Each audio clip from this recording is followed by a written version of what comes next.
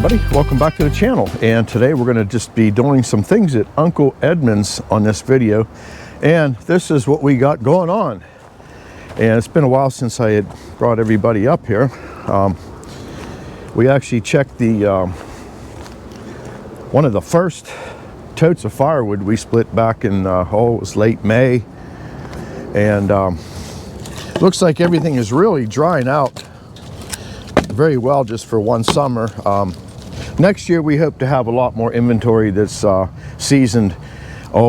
6 months to a year would be better. We're still working on the kiln site. The sun is brutal right now. It is about 7:30 in the morning, and we have one problem. Eddie's machine has a bad oil leak in it, and it is keeping the dust down.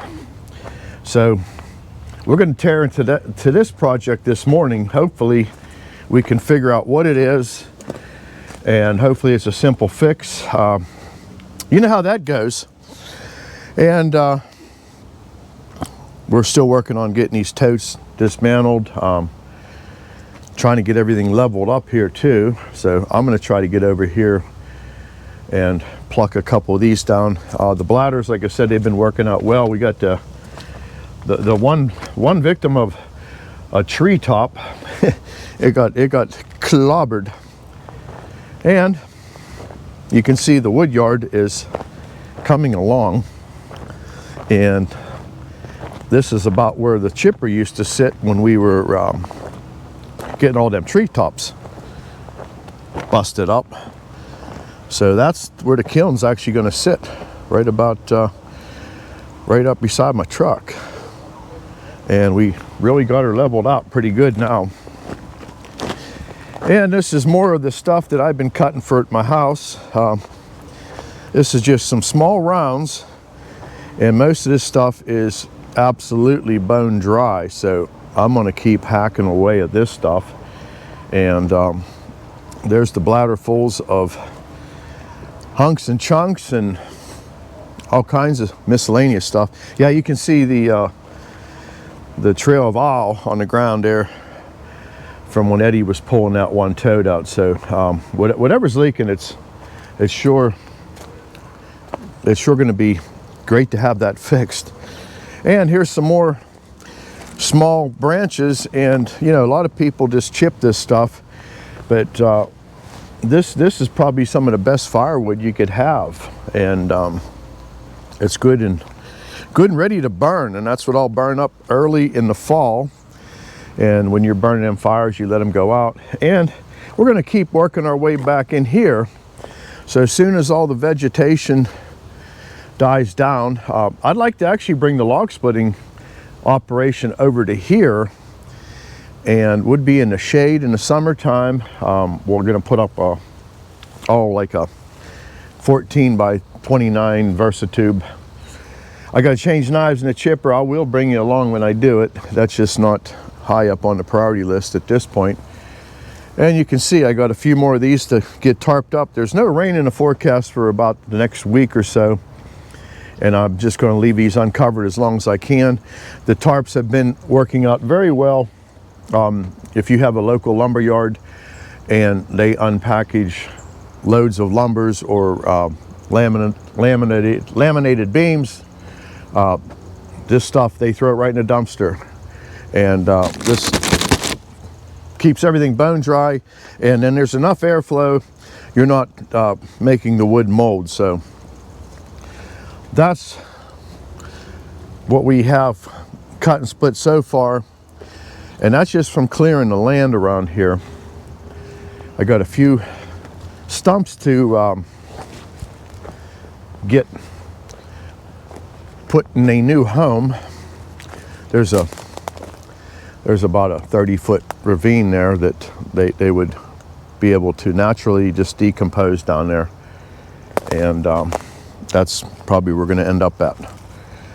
But yeah, we're making some really good headway here, and I'm just waiting for Eddie to show up, and we're going to tear into the skid steer project, and I'll keep you posted on what we find. Well, a little update here. It's not good news, but we found the good news is we actually found what we think is the leak. It's a hydraulic line that is breached. The bad news is we don't have a wrench big enough. I have up to 1.25 inches. I thought that would have done it, but it's way down that bottom one there, and then it comes loops up around right to there, and it's just no fun. You know, they don't make this stuff to work on. No.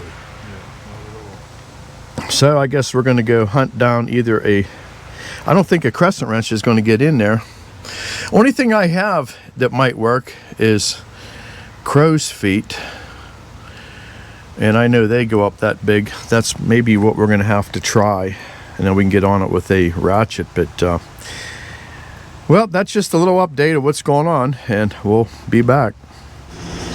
Well, we're at the Austin Hose Company here in Imperial, Pennsylvania, and the gentleman in the shop said he can fix us up.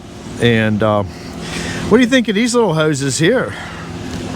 We were going to try to get an adapter for it, but I don't think that's going to work. I don't think it's going to fit. No, it's too big. Yeah, and they're making hoses for the fracking industry, and these will be used for injecting high pressure water down in them gas wells and water transfer. And I mean, you just look at some of the monster size hoses and stuff that they make here. It's really incredible. But yeah, if you need any hydraulic hoses made and you're from the Pittsburgh area, look up Austin Hose. Well, this is what they come up with. This is through John Deere, and that's what come off the machine. And again, I believe we think we're leaking out of the compression right here. So they made us up a line with the 90, which we need, and instead of having this crazy radius, all we need is to go straight into that. So we're going to loop it up around, and hopefully that'll work. So let's go over and see if we can get her in there. Well, about a half hour later, we got the line fished up through there, and the only thing I can see possibly a problem is this little cylinder here got to hook up to the control arm, and that might be a problem, but we're going to find out here shortly. So Eddie's going to see if you can get that line back up, and we might have to I'll pick this up out of your way.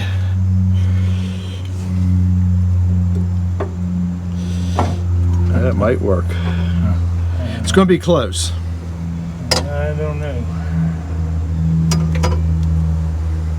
But you can see all the oil down in there from that line, and it's just tight working quarters. We're trying to fix it with stuff that really wasn't original parts.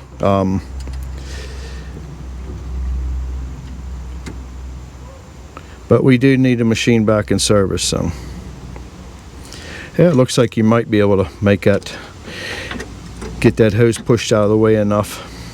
That's why they use some steel lines on there, in order to. And Eddie got the hunky socket set out there. We think some of the stuff was metric, some of it was SAE,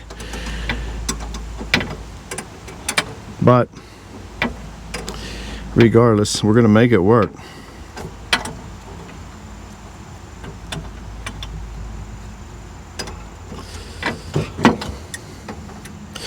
Yeah, this channel's become a little bit like Diesel Crick. Yeah, if you'd have watched that fight putting that hose in there, you would have been, oh my, you'd have been enjoying that one. But we just want to get back into moving some dirt. We don't ask for much. All right, that looks like a success story. So we're going to finish buttoning it back up, and when you see us next time, hopefully we have a non-leaking machine.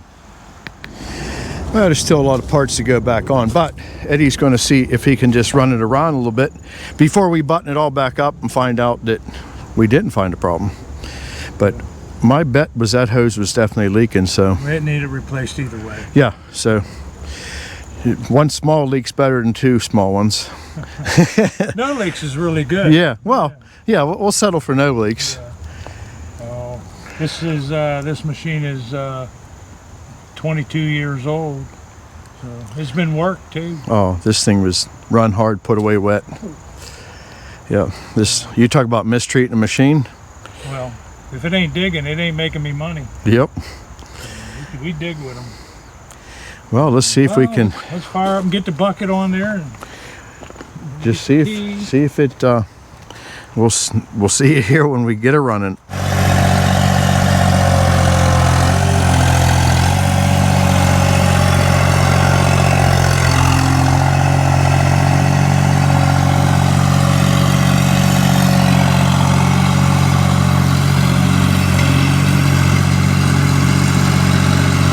Yeah, we'll know in about 5 minutes if it has a problem.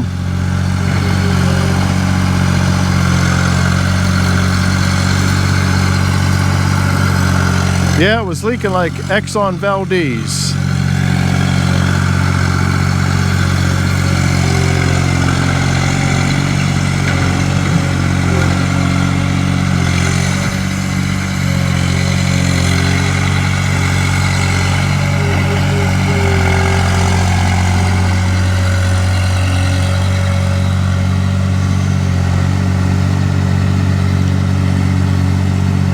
But yeah, a day at Uncle Edmonds turned into a day of wrenching and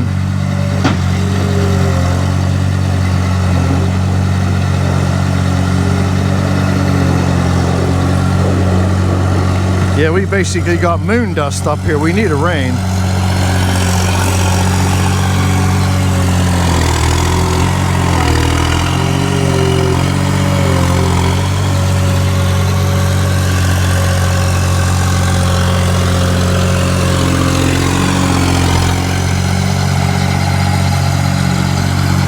Well, I don't see an oil trail yet.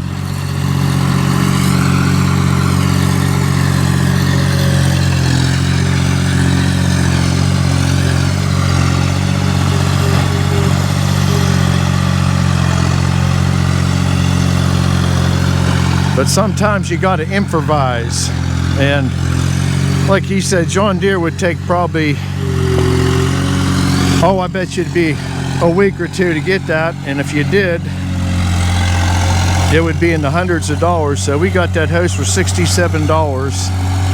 It's not the correct hose, but it's working.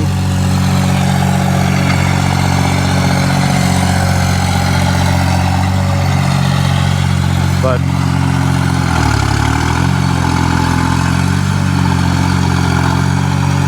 well, we're going to run this test for about another 10 or 15 minutes, and we'll let you know what happens. So leave in a comment.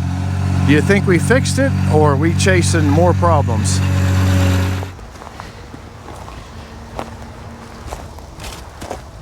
Well, I'm done playing mechanic for today. I'll tell you what, we spent better part of the day. Yeah, we wasted apart and getting it back together. Chasing a hose down, and hey, them people up at Austin Hose, terrific. Yeah. $67. 20 minutes later, we were back on the road. He dropped what he was doing. Yeah, he says, I'll fix that. I'll make you a part right now. I know it's not the correct part, but he made it work. Yeah. Hunky ingenuity. Sometimes you got to take a plan B or a plan C. It's not always by the book. And I know some engineers that'd cringe that if you put anything on that machine that wasn't in that manual. But they never ran equipment neither. I could tell you stories about that machine.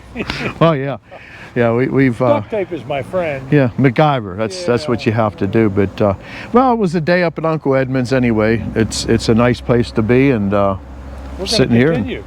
And yeah, I got my all covered in grease, and it feels good. So if you like this video of just a bunch of our nonsense fixing and repairing and keeping stuff running, give it the thumbs up and let me know in the comments. And oh yeah, did we fix the problem? We will find out. To be continued. But it is not trailing a trail of oil behind it no more. So Exactly. it's a good sign. That's a real good sign. So, all right, everybody, we'll catch you on the next video, and I'm not sure what we're going to be doing, but we'll be having fun. All right, thanks again. All right, bye-bye.